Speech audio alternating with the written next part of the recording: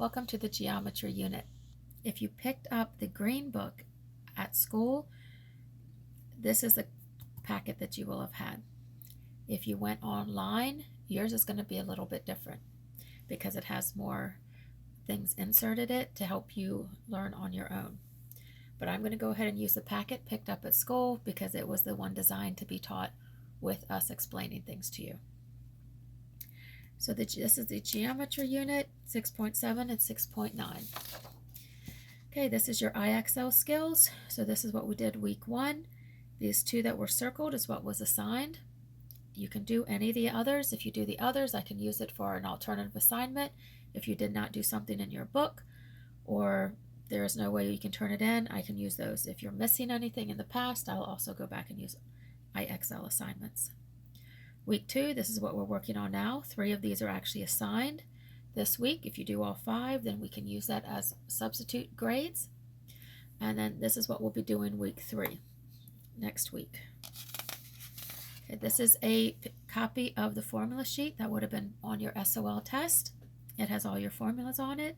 Now you can see I've marked some things up. So perimeter means the edge. So here there's not a perimeter formula. We just know it's the sum of all edges, which means that you add all the edges. For the square, you could do perimeter is 4 times the side. So side plus side plus side plus side is 4 of the sides, 4 times the side. Perimeter, length and length times 2, plus width plus times 2. Or you could just do sum of all edges. This is my favorite formula because it works for everything, including a trapezoid.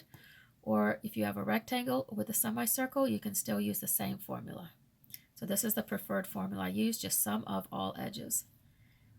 Your area, you could do side squared, which is just your length times your width, but they can square it because it's the same, or you just A equals LW. You can do it on the rectangle or the square. So this is my preferred formula because one thing covers both. So over here, your area equals 1/2 base times height. Some people would have known base times height divided by 2. It's the same thing because when you multiply it out, it's going to be 1 times the base times the height divided by 2. So you can do either one. So you don't even need the 1. It's just base times height divided by 2. I like this one better, and I'll show you why.